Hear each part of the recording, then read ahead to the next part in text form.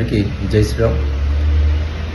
తెలంగాణ ముఖ్యమంత్రి రేవంత్ రెడ్డి గారు హిందూ దేవుళ్లపై చేస్తున్న వ్యాఖ్యలు సిగ్గుచేటుగా భావించాలి.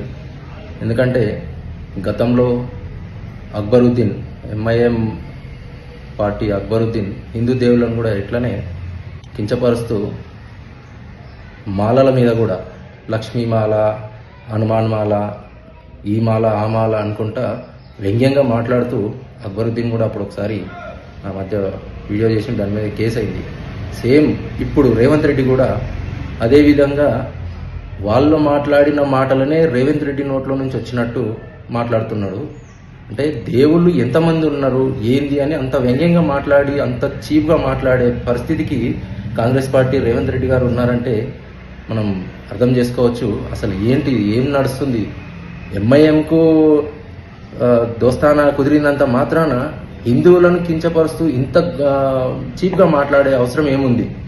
మీ ఓట్ల కోసమో లేకుంటే మీ అధిష్టానం దగ్గర మీ గొప్ప కోసమో నోటికి ఏది వస్తే అది మాట్లాడడం, హిందూ దేవుళ్లను కించపరచడం ఎంతవరకు కరెక్ట్ అనేది రేవంత్ రెడ్డి ఆలోచించుకుంటే బాగుంటుంది.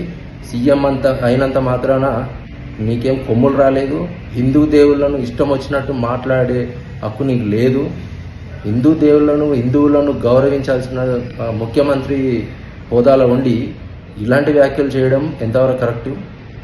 ప్రజలు గమనించాలి. ఇట్లాంటి వాళ్ళను కూడా మనము ఓట్లేసి గెలిపిస్తున్నామా అని ఒకసారి ఆలోచించాలి.